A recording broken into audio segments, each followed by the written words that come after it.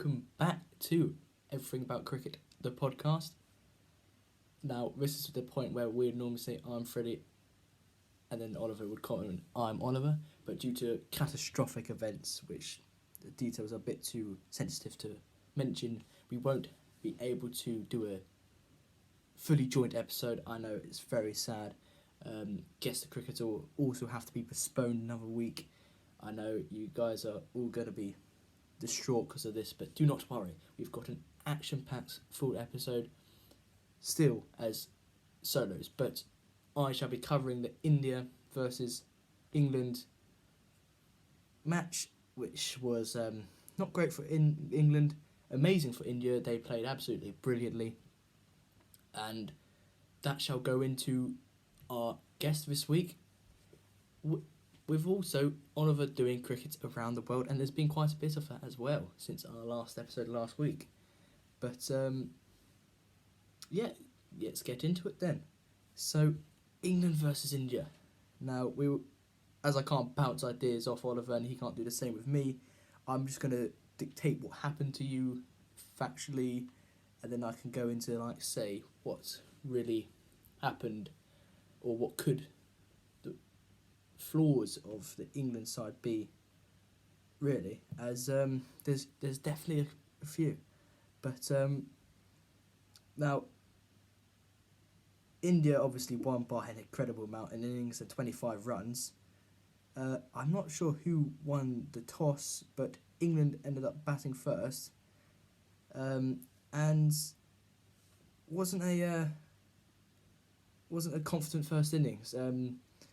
Both Crawley and Sibley going for under 10. The question of openers is still one, as Crawley, yes, he is an opening batsman in county cricket normally, and he's scored one of the only half centuries. So really, I think his spot's secure, or is now secure for the next series of whoever we're facing. I can't quite remember, but possibly Sibley, as he did get half century at the start, but he's had 7 other innings where he hasn't scored. So could you get Rory Burns back into the side for Dom Sibley?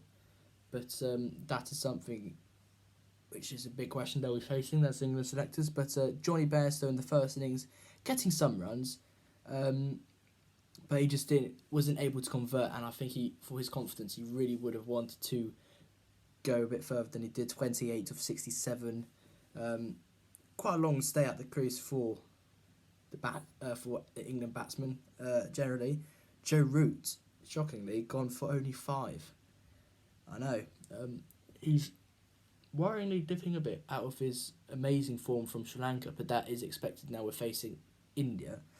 And I wouldn't say he's not in as good form, but he just hasn't had as good scores. But then, if you look at the wickets, you could say that it's very justified, as it's just the wickets from the first 2 are completely different to these 2 now. But it was again at Ahmedabad, but it was a different wicket. It was a lot better to play on. It provided a bit of turn for the spinners, a bit of movement for the seamers, and if you really got into it, played a gritty innings, you could get a good score, or just like Pant did, just go and heave away very successfully. But yes, Zach Crawley, Dom Sibley and Joe Root all going for under 10. Ben Stokes going in at number 5, so Root's obviously gone up to number 4. Root stayed at number 4, and Ben Stokes has gone up to number 5, and he got a good 55 of 121. Very disappointed when he did go LBW by Washington Sundar. Ollie Pope, another 20. Again, he probably would have wanted to go further. He's got a couple of those this series, but yeah, he would have wanted to go a bit further. Dan Lawrence was brought into the side, so the changes were Dom Bess coming in, as well as Dan Lawrence, and Jofra Archer going out. So, and as well as Stuart Broad. So Dan Lawrence played well in the first innings, got a good 46, and he was consistent for the Test match. good scores both innings. 46 of 74. Well, not positive, but faster pace of Stokes's. Ben Folkes again going for a low score, but quite a lot of these wickets have been very good balls. And then obviously you've got Don Best, Jack Leach, James Anderson, so not much there. Although you could say that England do have a longer batting line up here, you would have thought they would have done better, as Don Best can bat. Jack Leach, yeah, he's not a batsman, but we've seen what he can do, and we've only got James Anderson, who's a proper tail ender. We've got a high order batsman in Dan Lawrence going at number 7, same with Ben Folkes at 8, and Don Best at number 9. So I'm quite surprised actually. England stumbled to a measly 205 all out. It's just a bit puzzling really, because the wicket's better. You've got a better batting lineup. Personally, I think it's a better batting lineup. It's a deeper batting lineup. So James Anderson also got a good 10 not out. So I'd love to see that. I did see him. He successfully brought out a reverse sweep, which was very nice to see. But yes, I'm not sure what happened. It's just hard with a better batting side. I know India bowled incredibly well, as they've done all series. You just thought they would have done it's better than 112 all out. But yeah, it's just a bit perplexing, really. With the Indian bowling lineup, it was Siraj getting 2, Axar Patel getting 4. Once again, he's looking like a bowler who's got 50 Test caps, not 4, how many he has, mostly made up of this series. Ashwin getting 3, showing his class once again, and Washington Sundar getting that wicket of Ben Stokes, which India definitely needed to remove him to stop England's hope of getting a good score out of their minds. So moving on to Indian first innings, didn't start amazingly well for them. Gill going for a third ball duck, Pujara only getting 17, but again off 67, so he did face quite a few balls, and Virat Kohli going for another duck off 8 balls this time, but Rohit Sharma getting to 49 and then getting LBW in front. He went for the review up, I believe, but that was Pujara, but Pujara thought he had hit it, but it was pad first. But Sharma going LBW by Ben Stokes on 49. He'll be disappointing himself there, but not as much as Kohli for another duck. And Gill hasn't scored either much in the series. But Rahane, 27. And there's been a lot of starts people who get to the 20-odd mark, late teens. They've just starting to find themselves, and then they just slip a bit and they're gone back to the pavilion, back to the long walk. It is a very long walk. Most of the England batsmen, especially in the second innings, spent most time walking to and from the wicket than actually batting. It's pointed out by them this week. But Rishabh Pant going absolutely crazy with the bat. 101 of only 118 balls. He played some ridiculous shots. An absolutely amazing innings. He reverse swept Jimmy Anderson over the cordon, and just the audacity he had. Who reverse sweeps Jimmy Anderson? But an amazing innings, but inning by Rishabh Pant. He's had some amazing innings in the series, very consistent as well. But Ashwin only getting 13, but Washington Sundar got 96 not out. Shame they couldn't hold out for him to get his century, which I probably would. It would have been his maiden one in his early career for India. Unfortunately, Sharma and Siraj both got ducks after Axar Patel's 43, and he was run out. So it's just it seems like India's batting line is a lot deeper than ours. as I was saying earlier, with your number 8 getting 96 and your number 9 getting 43, India, obviously at home everyone looks the best team in the world, but India definitely I think they could definitely challenge New Zealand in the ICC World Test Championship final, which is taking place at Lords. As Australia, for them to get through to the final, England had to win this test and level the series. But unfortunately for Australia, India won, and India are going to play New Zealand at Lords, the home of cricket. It's going to be an amazing game. Even as a neutral fan, it's going to be something to watch. The two best teams in the world. I know that might not be the ranking, but they've got through to the final. Two best teams in the world. It's going to be an amazing match. But England bowling line, it was very promising. We had them 150 for 6. England had them. James Anderson getting 3 wickets, Jack Leach getting 2, and Ben Stokes getting 4. Joe Root notably being bowling himself more than Dom Bess, 18 overs to Dom Bess's 17.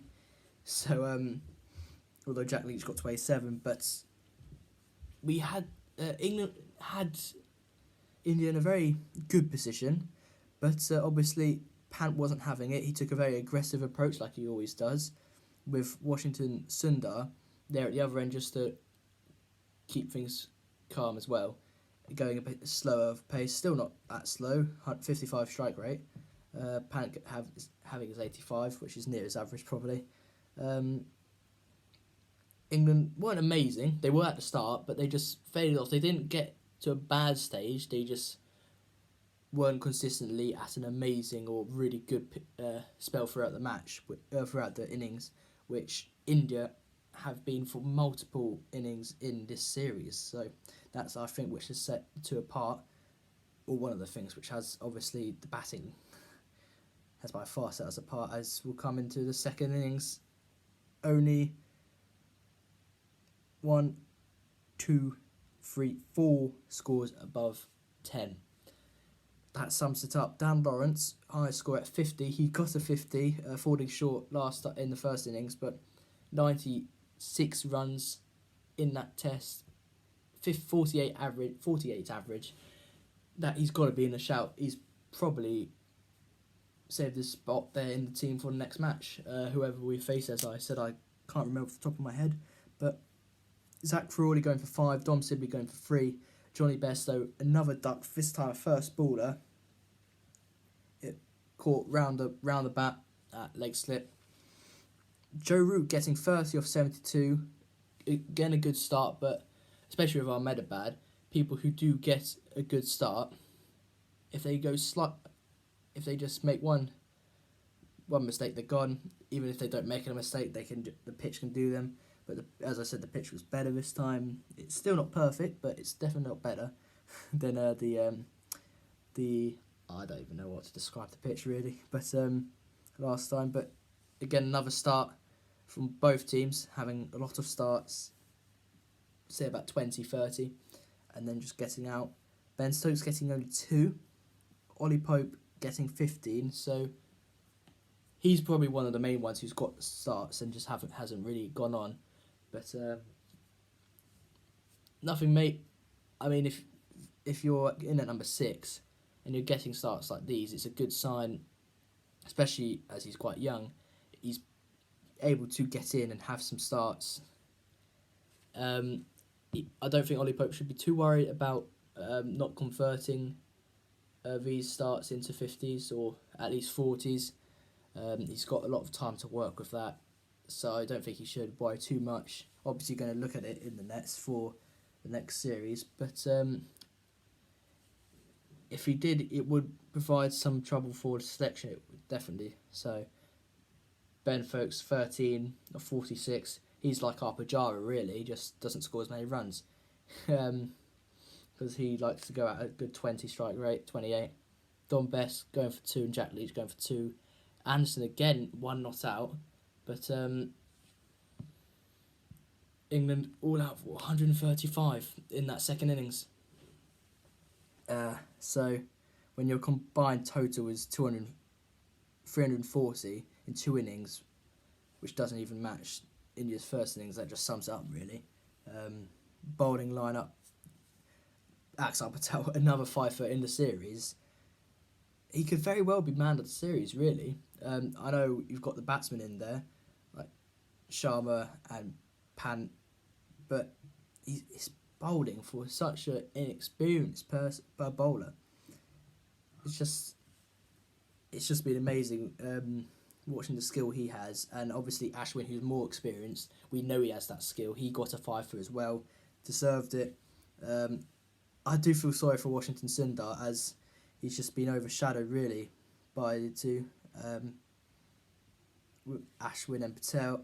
Axar, he only got 4 overs like Siraj, but when the two bowlers are getting continuous wickets, you're not going to take them off, or I don't think they wouldn't let Kohli take them off really, with how well they're bowling. But India, you cannot fault them batting and bowling. They've always had at least 2 people who have gone on, taken the ball by the horns and got those runs they needed, which is the thing which sets India apart from England. And it's tricky. It's a tricky one really. India outplayed England in this test, and the last one as well really. The second one was a lot closer, but still not close enough for England to really challenge India. But I would say England's selection, it's not many people who would consider themselves like safe, as it were. James Anderson, yes, he was obviously going to be picked over Broad with his, because it's James Anderson, but it really depends on the wicket they play on. Actually, you've only really got Joe Root and Ben Stokes who have got their places confirmed. Dan Lawrence, Ben Foakes, and Don Bess have been in and out the side. Jack Leach has been quite consistently played, which will help his confidence because he's bowled well in the series. Ollie Pope, he has been consistently picked, but Dan Lawrence, Johnny Bairstow, doesn't look likely he'll return to the England squad after these performances. You could partly blame the selectors, as they just completely dropped Bairstow, and they've thrown him in against the best side in the world, and on this wicket, which isn't great. So you do kind of feel sorry for Johnny Bairstow. It's not the best comeback he would hope for, but yeah, only Joe Root and Ben Stokes solidly secured their spaces. You could say Zach Crawley and Dan Lawrence, you could say he's secured his spot, but no one's really safe at the moment for guaranteed selection, not even half the side. So it's something we really need to work on, although all things aside, India played 10 times better than England.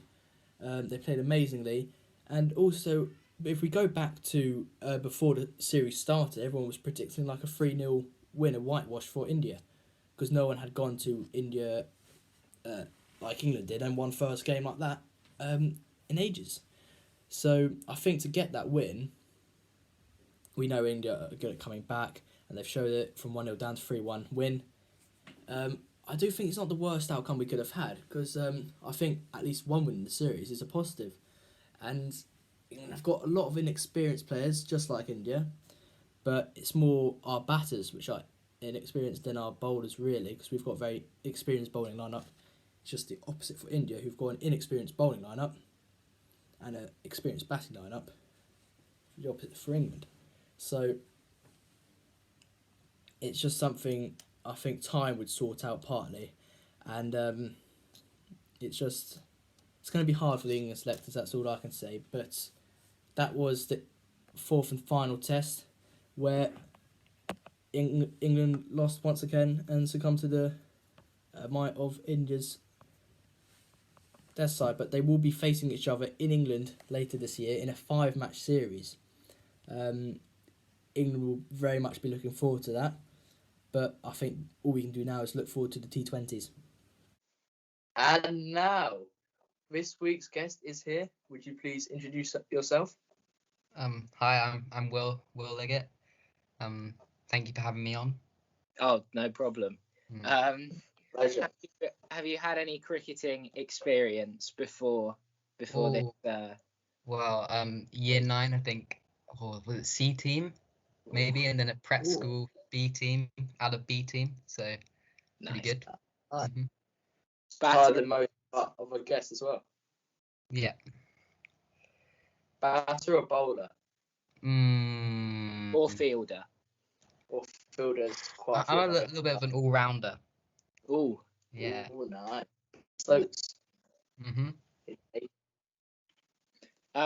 Okay, so the quiz is out of 10, 8 questions. One of them's worth 3 marks. And the score to beat at the moment to top the leaderboard is 6.5. Scored last week by Kieran. Currently in last is David with 4.5. Surprising. Yes, and mate, yeah, I know, right? First things ever come last out, I think. Probably. Hopefully we keep that up, but that you are gonna get your name on the famous leaderboard, well renowned, and to get into the top 4, which could later become a quiz-off series, you have to get more than 5, because Theo is in 4th on 5. Yeah, it'd be great to beat Theo. That would be good. So what are you aiming for then? Well, I would probably want to get in that top 4, to be honest, so above 5. Okay. Yeah. Let's go. You've been doing your revision? No, I haven't at all. That is disappointing. Let's see if it's going to come back to bite you or not. I'll start with the first question, which is, can you name 3 Australian cricketers? 1 mark. Okay, yeah, I think I can, to be honest. Ooh, so we got Steve Cook. No. Oh, that's it. David Warner then. David Warner is 1. Okay, last guess. What's his name? Is it Tim Payne? Oh, boom, smashed it. Yeah, there we go. That's what we like. That's 2 out of 3. I think Steve Cook there was a mixture between Steve Smith, who's Australian, and Alistair Cook.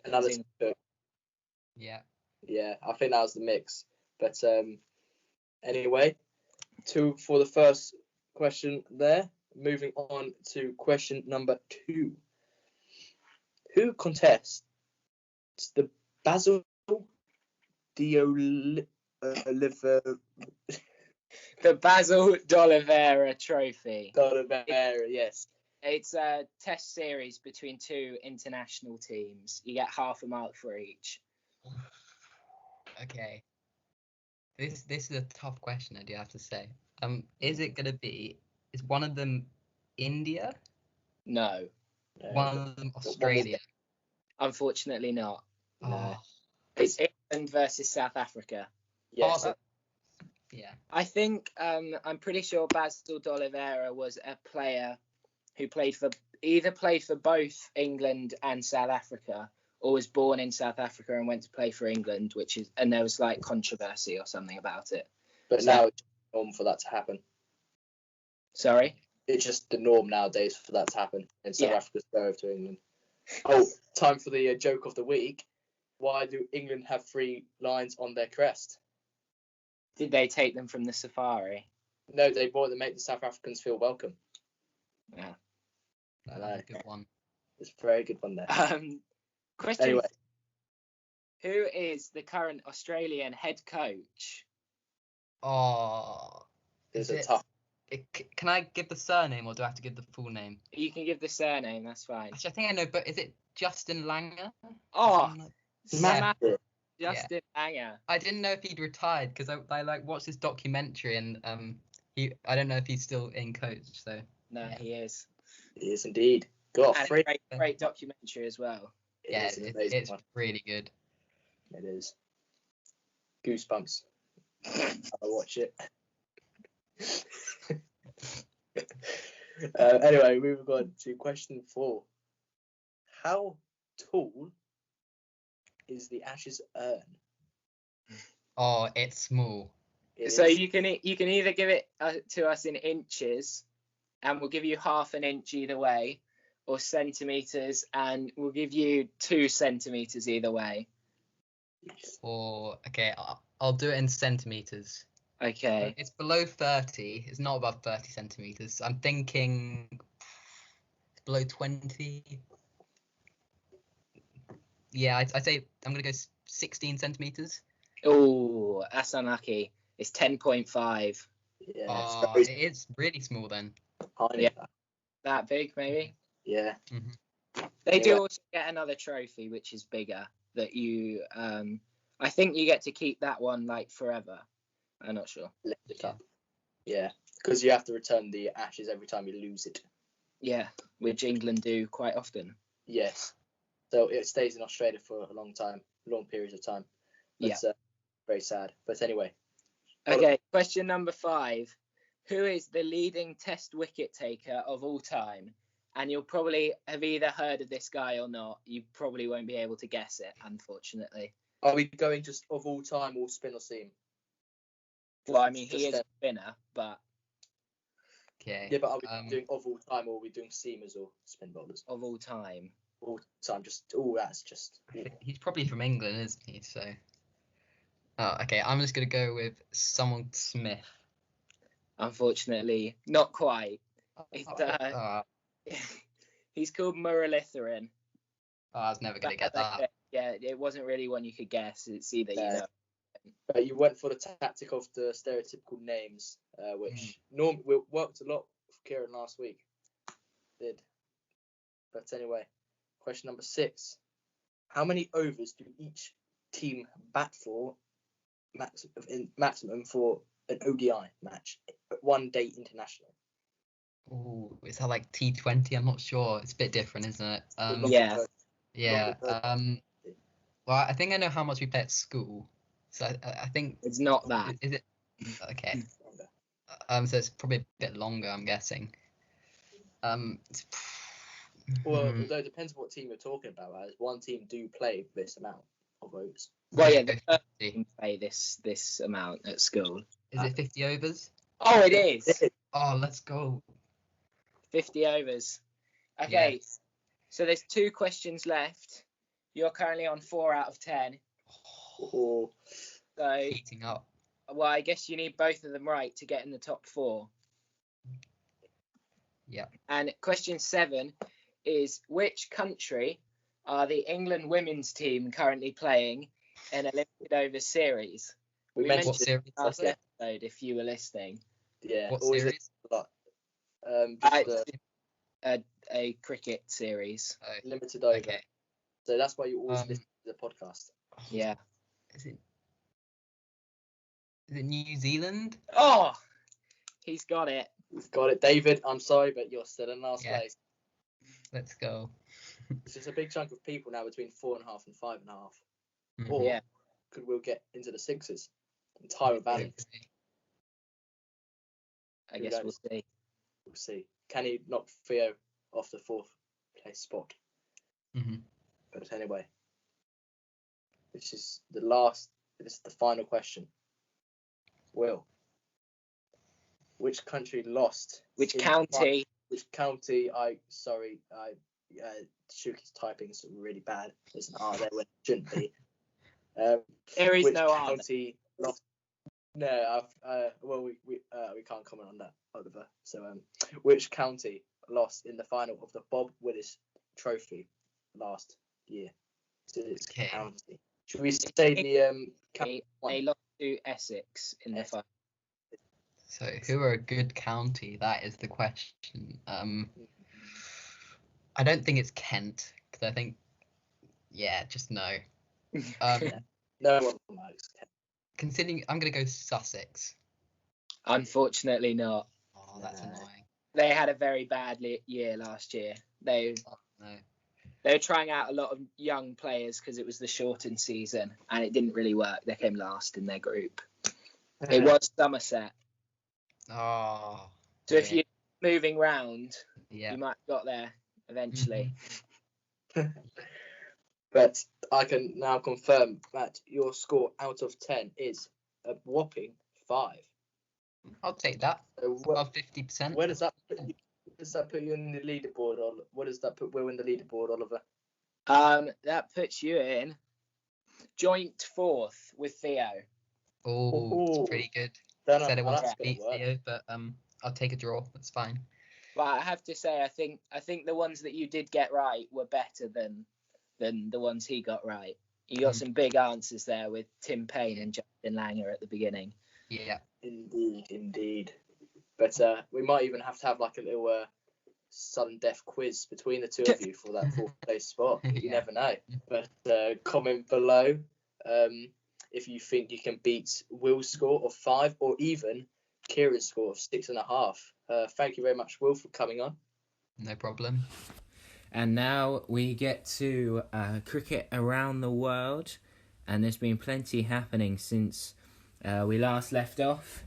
There's been another test match, this time between Afghanistan and Zimbabwe, which again ended in 2 days. So I think that must be the first time in history that 2 consecutive test matches have ended within 2 days. Afghanistan batted first, and a brilliant display from the Zimbabwean bowlers restricted them to 131. Muzarabani taking 4 and Victor Nyachi, or however you pronounce that name, taking 3. Zimbabwe then batted, and they were in trouble early on at 38 for 4, but a Sean Williams 100 and 40s from Sikandar Raza and Regis Chakabva settled the ship, getting them up to a decent score of 250. Hamza Hotak taking 6 wickets, I think on debut for Afghanistan. The spinners getting the job done for them with 8 wickets between them. So Zimbabwe led by 119 going into the second innings, and they picked up where they left off with the ball. Afghanistan 21 for 5 at one point, and looking like they had no way back into the game whatsoever. Ibrahim Zadran getting 76 at the top of the order, almost carrying his bat, I think. But no one else could provide any sort of support for him down the innings. Another great bowling display from Zimbabwe. 3 more for Nyachi, 3 for Tirapano. Restricted them to 135, which set Zimbabwe just 16th to win the match. And they knocked it off easily in just over 3 overs to win the game by 10 wickets. A big win there for Zimbabwe in their first ever test match against Afghanistan. And the second game begins on Wednesday, the second and final test between those 2 teams. Then we had the conclusion of the New Zealand versus Australia T20 Series. New Zealand had won the first 2, which we had already talked about last week. And Australia came back strong in the third T20. They batted first and scored a massive 208 for 4 from their 20 overs. Aaron Finch getting back into form with 69 and Glenn Maxwell with 70. Josh Phillippe also chipping in with another score of 40. And then it was the Ashton Agar show in the second innings. He took 6 for 30 off his 4 overs, which are the best figures ever by an Australian in T20 international cricket.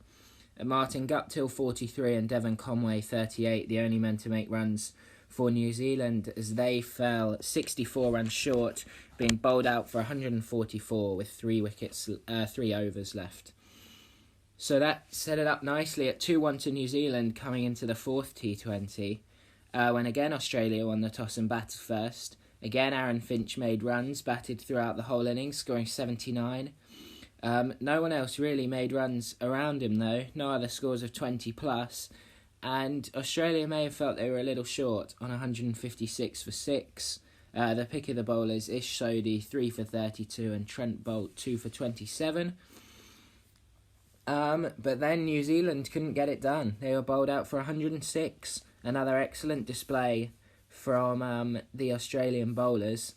Kyle Jamieson, the only man to score over 20. He got 30, coming in at 19. Ashton Agar opened the bowling after his brilliant display last time and took 2 for 11. Kane Richardson 3 for 19. Adam Zampa 2 for 24 and Maxwell 2 for 14. Just an all-round brilliant display from Australia, winning that game by 50 runs to make the series level at 2-2 going into the deciding T20 and it was almost a bit of an anticlimax last night. Australia only managed 142 off their 20 overs. Aaron Finch again with runs, 36. Matthew Wade with 44. And Marcus Stoinis with a runnable, 26. Ish Sodhi again, the pick of the bowlers, and he was actually man of the series. He took 3 for 24 in this game. Bolt 2 for 26, Southey 2 for 38. And New Zealand knocked it off with relative ease. 143 for 3 in just 15 and a half overs. Devon Conway 36 and Martin Guptill 71 at the top of the order set it up with an 100-run partnership. Kane Williamson was out first ball to Riley Meredith, who is proving perhaps why he went for so much money at the IPL auction with a couple of wickets here. But then Glenn Phillips with 34 off 16 knocked off the final few runs to get New Zealand home comfortably with just under 5 overs left. And a great series there, 3-2 to New Zealand, taking the win. And that's a pretty big win for them over their rivals, Australia. So just a few more games to go now. There's been plenty happening around the world. We had spoken about the first 2 women's ODIs between England and New Zealand. England were 2-0 up, couldn't lose the series. But they did lose the third ODI as New Zealand avoided a whitewash. Tammy Beaumont again was in the runs. She scored 88, carried her bat through the innings. Heather Knight also making 60. As England made 220 all out. A great bowling display from New Zealand. Amelie Kerr 4 for 42 with her leg spin, I think. 2 for Sophie Devine and 2 for Kerr as well. So that set New Zealand a total of 221 to win in 50 overs. Just over 4 and over about 4.5. And they got there with 3 overs to spare. 100 from Amy Satterthwaite, I think. Satterthwaite, I'm not sure. 119 for her. And 72 for Amelie Kerr to produce a great all-round performance there to go alongside her 4 wickets. Got New Zealand home with just 3 wickets down. Both of those 2 batters not out. Nothing really to see from the England bowling figures as they only took 3 wickets. But they won the series 2-1. Job done. On to the T20s. So the first T20, New Zealand batted first, and a brilliant bowling display from England got them all out for 96. Martin scored 36, the only one scoring over 15 there for New Zealand. Wickets were shared around between all the England bowlers, 2 for Glenn, 2 for Eccleston, 2 for Siver, 2 for Brunt, 1 for Maddie Villiers. So a polished bowling display from the England bowlers set them up for the win, really. No pressure on their run chase. Contributions from all the top 3, 25 from Beaumont, 33 from Wyatt and 26 from Siver, not out. Saw them home just 3 wickets down with 4 overs left. So they took the lead 1-0 in the T20 series, another 3-match series there, which has been completed. Second T20 again, New Zealand batted first. And again, a good bowling display from England restricted them to just 123 for 9 off their 20. Satterthwaite, 49, was the only one to make above 20. As England, great bowling display, especially from Freya Davis, who took 4 for 23, 2 wickets apiece for Siver and Glenn, and 1 for Eccleston, who also went at just 3.5 and over in her 4 overs. Restricted New Zealand to 123, and again another pretty simple run chase for England. Tammy Beaumont continuing her brilliant form that has since propelled her to world number 1 in the batting rankings. She scored 63 at the top of the order. Heather Knight, a runnable 39, took England to 124 for 4 off 17 overs. Mayer would have been the pick of the New Zealand bowlers with 2 for 22 off her 3. So England had wrapped up the series coming into the final T20, which happened last night, I think. alongside the final T20 between Australia and New Zealand, the double header there. And England batted first. Probably felt they were a bit short, to be honest, with just 128 on the board. Sophia Dunkley-Brown, 26 off 29, and Fran Wilson, 31 off 23. The only two batters to get over 20. Sophie Devine, 3 for 30 with the ball, and wicket split between the other New Zealand bowlers, all with one apiece. And again, England had to rely on their bowlers, and their bowlers produced. Bowling New Zealand out for just 96. Maddie Villiers, the pick of the bowlers, with 3 for 10 off just 2 overs. 2 for Catherine Brunt, 2 for Sophie Eccleston, 1 apiece for the other 3, Glenn, Davis and Siver. Satterthwaite, again with 25, and Green with 20. So a great display there over in New Zealand from the England women's team, winning both the T20 series and the one-day series. And I'm not sure when their next series would be, whether it would be home or away. I'd have thought it would be at home in the summer, but they'll be hoping to take that momentum forwards. And now there's just one final series to talk about, which is between Sri Lanka and West Indies, who have played 2 T20s out of their 3-match series, which will be followed by 3 ODIs and 2 tests later on this month. So the first T20 was action-packed from the start. Sri Lanka batted first and made 131 off their 20 overs. Probably a bit short, they would have felt, after their 20. Gunnar Dikwella, 33, and Silva, 39, the 2 batsmen to get over 20. O'Shane McCoy, I think... Oh, no, don't worry. That Sinclair was making his debut, took 1 for 26. Fidel Edwards in a return to the T20 team, which I think it was his first game since probably about 2013 or something. It was an interesting call, but he proved why he'd been picked with 1 for 29. Holder 1 for 19. McCoy 2 for 25. Dwayne Bravo again back in the team with 1 for 26. And Fabian Allen 1 for 4 off just 1 over. But it was the West Indies innings where things started to happen. They got off to a fiery start with 3 back-to-back sixes from Evan Lewis in just the first over of the game. And when the first wicket fell in the 4th over, West Indies were 52 for 1 off just 3.2 overs. And Evan Lewis fell for 28 off 10 balls to Akila Dhananjaya. Or I don't know if it's Dhananjaya or Dhananjaya. And then he actually ended up taking a hat-trick, getting the next 2 wickets in consecutive balls. Evan Lewis was caught in the deep. Chris Gale, next ball, a huge wicket to get first ball, was trapped on the crease, LBW. And then the very next ball to complete the hat-trick, another huge wicket, Nicholas Pooran, caught behind by Dikwella.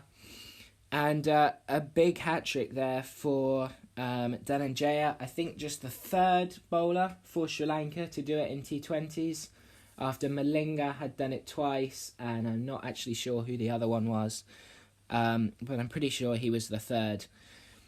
Unfortunately, though, in his next over, his luck seemed to have run out, as Kieron Pollard smashed him for 6 sixes in the over. It was a phenomenal display of hitting from the West Indies captain.